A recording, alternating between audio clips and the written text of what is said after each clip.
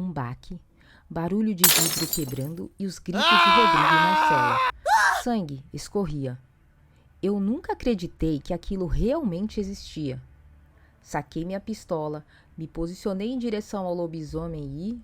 Olá, sejam bem-vindos ao canal Resenha Sobrenatural, o canal de histórias sobrenaturais no YouTube. Contamos com sua ajuda para que o canal possa crescer. Por favor, se inscreva, deixe seu like e compartilhe nossos vídeos. Obrigada! Me chamo Carlos André, sou caminhoneiro há mais de 20 anos e a história que vou contar aconteceu há uns 5 anos, quando eu viajava por Pernambuco. Por conta da minha profissão, já viajei para quase todo o país, por vários tipos de estradas. Vi muitas coisas, mas essa foi uma das mais marcantes, uma vez que foi a noite mais assustadora que eu vivi. Tudo aconteceu numa noite no mês de dezembro de 2017.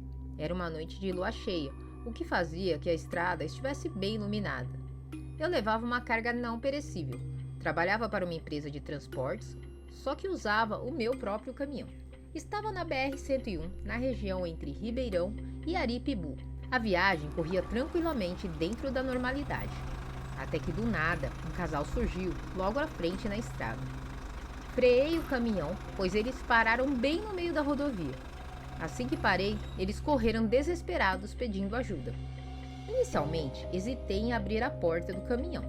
Não sabia se aquilo era algo que estavam fazendo para me roubar. Entretanto, quando olhei bem para eles, não achei que era o caso e resolvi deixá-los entrar. A mulher estava mais aflita e começou a me contar o que havia acontecido. Seus nomes eram Marcela e Rodrigo. Segundo ela, estavam viajando de carro para a casa de um parente que fica em Barão de Suassuna. Eles não são da região, mas como a noite estava muito clara, resolveram seguir a viagem além do horário do pôr do sol. Até que foram atacados por algum animal que surgiu em frente ao carro e fez com que eles desviassem e batessem em uma árvore. Eles não se machucaram muito. Entretanto, o carro não pegou mais e eles saíram para a estrada em busca de ajuda. Começaram a ouvir barulhos estranhos no meio do mato e se esconderam por um tempo perto da estrada até que ouviram o barulho do caminhão. Falei para eles que se acalmassem, que seguiríamos em frente até chegar em algum lugar que eles pudessem ficar para pedir ajuda. Dei partida no veículo e após uns 5 minutos o caminhão passou por um grande buraco e parou. Tentei de tudo e não consegui fazer nada para desencalhar. Eu não vi o buraco, pois essa parte da estrada estava mais escura e como já havia chovido à noite, tinha água na pista e no buraco. Peguei o rádio e depois de várias tentativas consegui contato com a empresa para a qual estava trabalhando, informando o que havia acontecido e pedindo ajuda. Porém, a ligação estava um pouco ruim e entendi a resposta de que o socorro viria pela manhã, pois devido às chuvas, outras ocorrências estavam sendo atendidas e não teria como ser antes.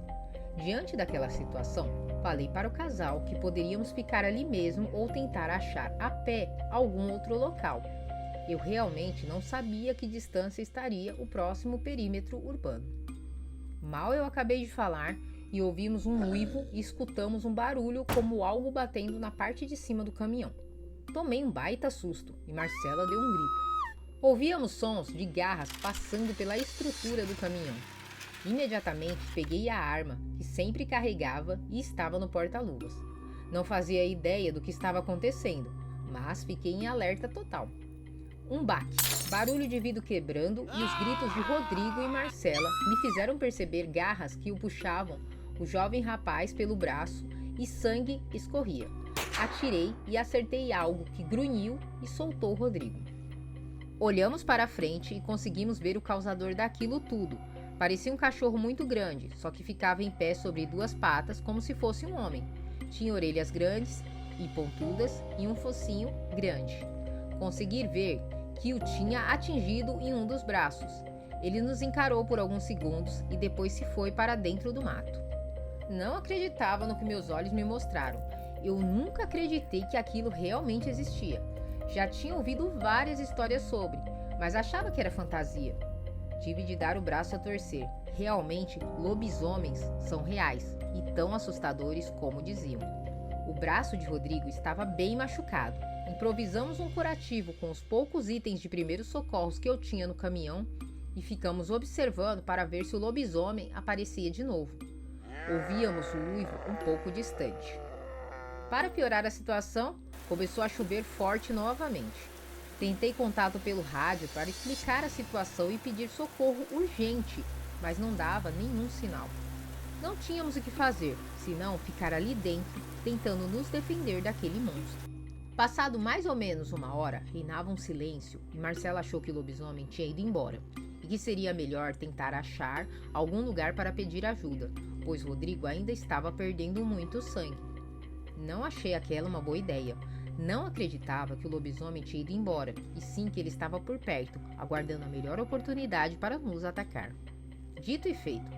Marcela desceu do caminhão para olhar quando subiu correndo, vez que percebeu que a criatura estava um pouco mais à frente observando, e assim que a viu descer, correu em sua direção. Contudo, ela foi mais rápida e conseguiu voltar a tempo.